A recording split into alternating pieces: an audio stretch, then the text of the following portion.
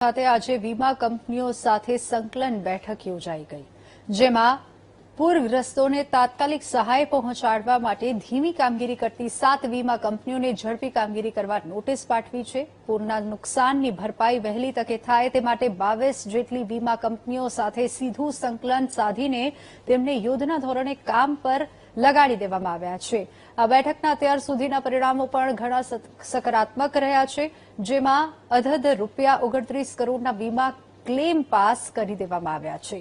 આગામી 15 દિવસમાં આ અંગે ફરી એકવાર રિવ્યુ બેઠક યોજાશે। સુરતમાં પૂર પીડિતો માટે અત્યાર સુધીમાં કુલ ₹20 કરોડની ઘરવખરી અને કેશડોલ સહાય ચૂકવી દેવામાં આવી છે। ગણતરીના દિવસોમાં વહીવટીતંત્રની ટીમ દ્વારા ઇન્સ્યોરન્સ કંપનીઓ જોડે સંકલન કરીને 5287 જે ક્લેમ આવ્યા છે, જેમાં 85% જેટલા ક્લેમો ઓલરેડી પ્રોસેસમાં ચાલુ કરી લેવામાં આવ્યા છે। 22 જેટલી કંપનીઓ આમાં ક્લેમ બધાના જલ્દી ક્લિયર થાય તે માટે આજે સંકલનની બેઠક બી રાખવામાં આવી હતી અને આજે 29 કરોડ રૂપિયાની રકમના ક્લેમ લોકોના પાસ કરીને એમને ચેક આપવાની બી કામગીરી પૂર્ણ કરવામાં આવી છે।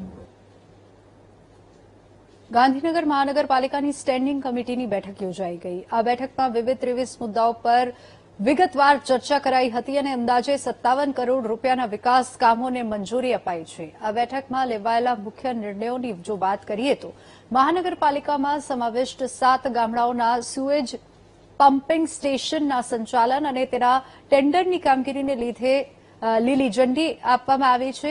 આ ઉપરાંત આરોગ્ય ક્ષેત્રે એક મોટો નિર્ણય લેતા ગાંધીનગર સીએચસી ખાતે 60 વર્ષથી વધુ ઉંમરના વૃદ્ધોની વિશેષ સારવાર માટે એક વધારાની મેડિકલ ટીમ તૈનાત કરવાનો નિર્ણય પણ લેવાયો છે।